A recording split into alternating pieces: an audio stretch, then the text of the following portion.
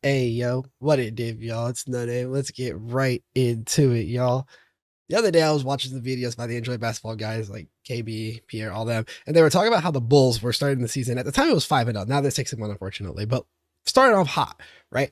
And one of the overarching things in that entire video was talking about how when you're intellectually inclined, analytically inclined, whatever it may be, it's really hard to break out of the idea that technically speaking, this success could be a faux pas. That you could be looking at smoke in a bottle, right? Like it could be a flash in the pan. This moment won't actually last.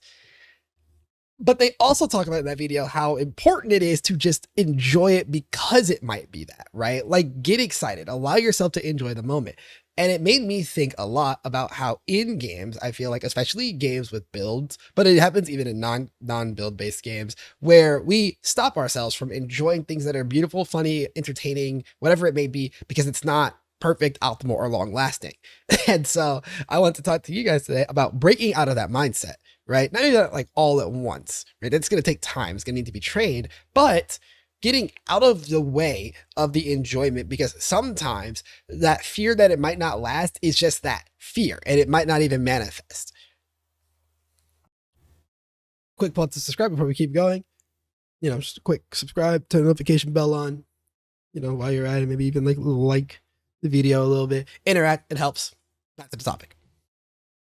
So how do we stop fear from manifesting? And the reality is that fear that is manifesting usually comes because you're not distracted by how beautiful the moment actually is in front of you. Like, just think for a moment. This is not a fear-based moment, but a different type of moment. Imagine you win any event of your choosing, but it's at like the state level.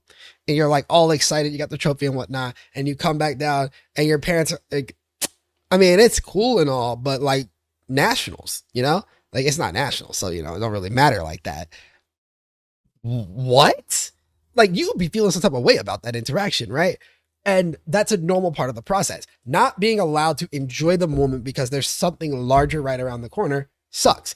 And we got to stop doing that. Take a moment to indulge in how great the thing that is happening in front of you actually is. In the case of the Bulls that I mentioned earlier, yes, we could go on to have a 35 win season, a sub 500 season. It could be trash. Like this could be that flash in the pan. The strength of schedule, injuries, whatever could happen down the line, and it completely could derail what we've got going on there. But right now it hasn't, right? And so in video games, I want you to think about this from the perspective of something, say like in an ARPG, when you put together a build and it's really cool. Let it be cool. Indulge in how cool it is. Focus on preserving how cool it is, not being worried about when it stops being cool. Think about extending the lifetime rather than what happens when the service ends. There's a couple versions of this thought that I've had over the years, especially now that I've started playing like gacha games and you listen to people talk about EOS all the time in those spaces. And it's just like, my God, do you guys do anything besides think about when something will end? End. Enjoy the moment. Let the moment itself be beautiful. You will be better for it. The people around you will like you more for it, quite frankly, right? I'm not saying don't be critical. I'm not saying don't be analytical, but be understanding of the fact that there's a time and a place, and sometimes you just got to let it ride, right? Because sometimes right now the focus is that the build is awesome. Sometimes right now the focus is Moon Knight is fun. Sometimes the focus is I really like playing Viscous. Who said that? No one should like playing Viscous, right? That's the focus. Then later, in a different discussion, it can be had, okay, now how do we actually like make this work? Like, is it going to even work? Like that's a different moment. That's a different time, but appreciate what it is for what it currently is, because that will motivate you to continue to extend where it's headed rather than living in the shadow of the fear that it won't last and manifesting that reality in the future. Now, there's more than fear to it, right? It's not like, again, I said earlier, it's not illogical. It's not irrational. There are reasons to be concerned about this, right? We inherit it from life, right? All is beautiful in life until suddenly the bank account dries up because you weren't really paying attention for a year and it's over, right? Like things can go wrong. Things absolutely can go wrong. And we should be, evolutionarily, we prepare to deal with those things. But Video games are not life and death. You are allowed to enjoy the cool thing. So what are the other reasons then? If it's not life or death, what other things are we worried about, right? A common one in ARPGs, especially the trade-based ARPGs, but even the non-trade ones, depending on the game you're playing, is time investment into the idea. It does just blow investing into an idea and it not working. If you paid attention to me, I want to say it was like 2 weeks ago or whatever, when I played the Vol Stormcall character on like Ascendant and I was trying some stuff out and I just kind of abandoned it because it didn't really work out as well as I would have liked. And it's very easy to, get down on the moment, but I got the character working and functional, but I realized I just didn't want to grind to make it work more. It wasn't that I didn't think it could work, I just got tired of it, right? But you have to believe that the idea is funny and cool and can go forward instead of being worried about where it doesn't go. Because I planned out where it went, I just got bored, right? You should, when you think about how cool builds in ARPGs come about, right? It doesn't come about because somebody's worried that it will never make insert line here to make the Reddit populace and the Twitch populace happy. That's not what's happening. What happens is, I like this thing. How far can I stretch it? How far can I take it? How much can I improve on the idea? Notice that the approach comes from positive rather than the negative. So again, that's another reason that you could want to crash the plane. It's just, man, it might not actually scale that far and I should stop myself now before I'm heartbroken later. Which interestingly enough, you'll think about with people who have, not to diagnose anything, do not take anything I'm saying right now as a diagnosis, but with like various types of attachment issues and relationships, you might have found yourself in a situation, I know I have, where you kind of break out of a relationship because you're worried that things are, quote, too good to be true. And eventually will crash and burn and you manifest that for yourself. It's not immediate fear of something immediately harmful, but it's uncertainty. Uncertainty is awful, right? Another reason that you could look to dive bomb the plane of something cool that you've got going on in a game is just general unconfidence in your own ability to proceed it, right? I think about my time in Marvel Rivals, which let's say this like it's over. It's not over. I just haven't played recently because of the ARPG release after ARPG release. It's been rough, right?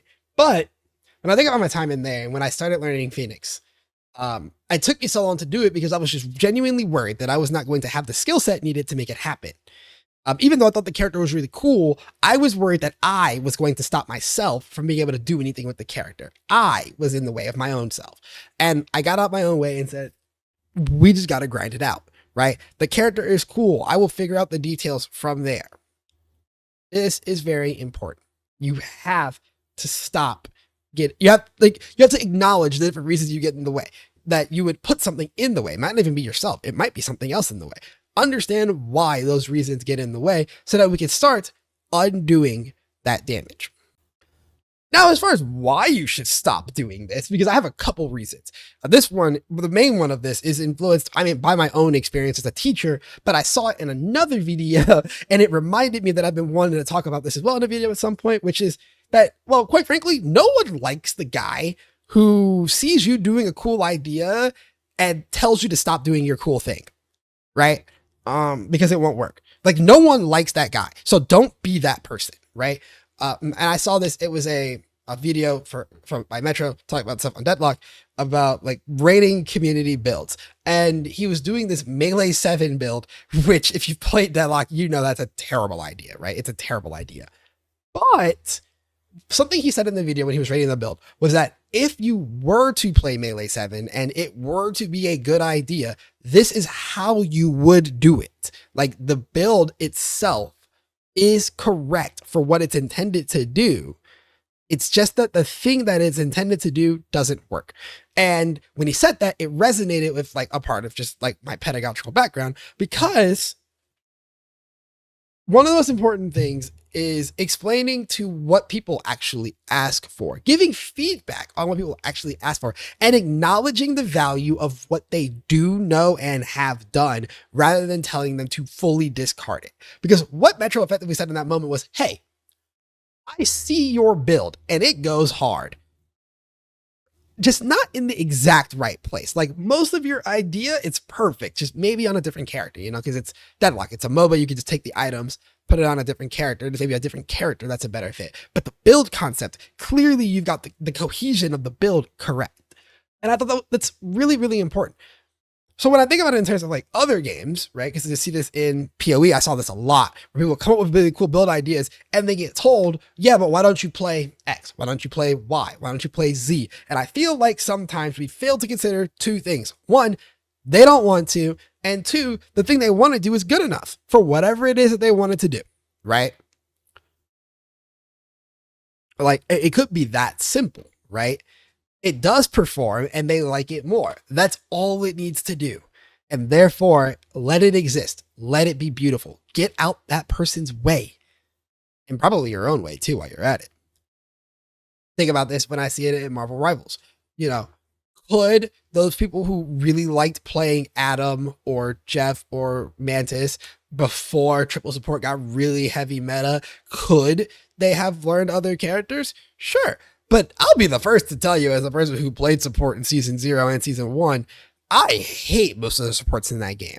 Like most of the supports just don't have any like depth to their kit. So I play the ones that do something. It's that simple. Are they numerically perfect? No, but I'll figure it out. This is the mentality of the low tier, like the low tier Andes, right? People who pick up characters that are bad in games, not because they're bad, but because they're fun.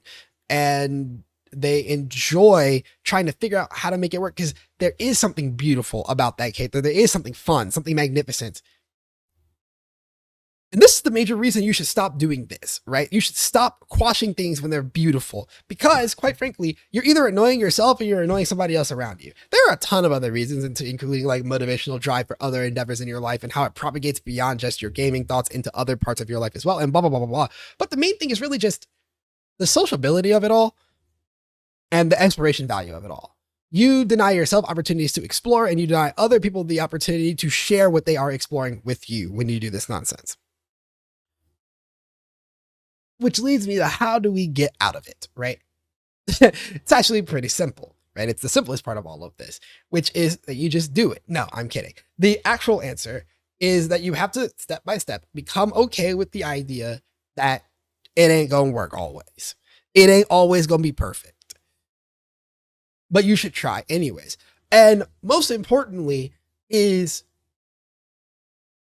understanding where your fun comes from, because I'm not going to tell you, the person who's squashing the moment, that your fun comes from the same place as mine, right? Our funds could be entirely different.